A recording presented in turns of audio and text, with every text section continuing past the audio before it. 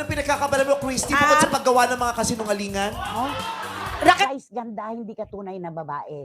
Lalaki ka. Lalaki ka, Vice ganda. Nagpapanggap ka lang na babae.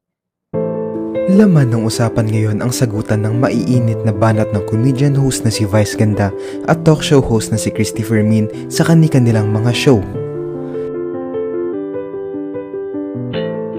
Sa kanilang programa na It's Showtime, nagkaroon sila ng contestant sa isang segment na Christy ang pangalan.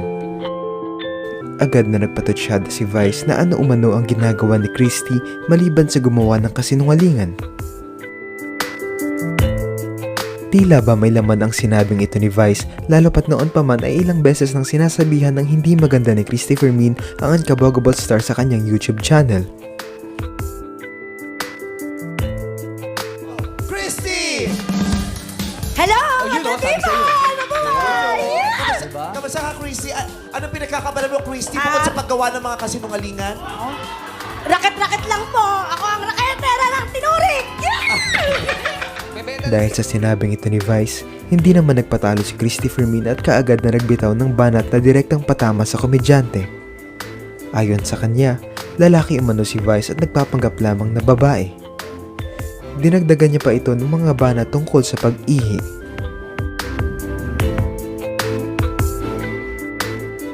Vice, ito po, marespeto ko po na binibigyan ng pagkilala ang lahat po ng mga miyembro ng LGBTQ plus community. Ang komunidad niyo po ay aking tinatanggap, ipinagtatanggol at iginagalang.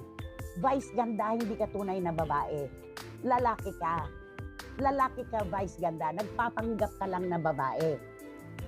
Ngayon, kapag ikay bumibiyahe ka sa isang mahabang kalye, tinawag ka ng kalikasan. Bababa ka sa sasakyan, hahanap ka ng puno at dun ka jijingle. May mga magdadaan. Ano ang kolokyal na biro ng mga taong nakakakita ng mga umiihi ng nakatalikod? Hoy! Humarap ka! Huwag kang tumalikod! Traidor ka! Yun ang isisigaw sa'yo. Okay, magbabas. Tila nakarating ito kay Vice kaya naman muli itong nangasar at nag-tweet ng mukha ng isang hindi magandang larawan sa Twitter.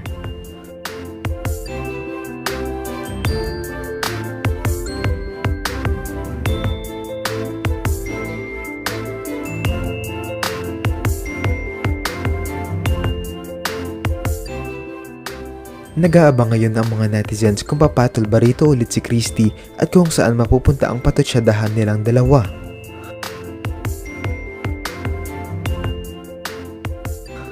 Ano ang masasabi nyo rito?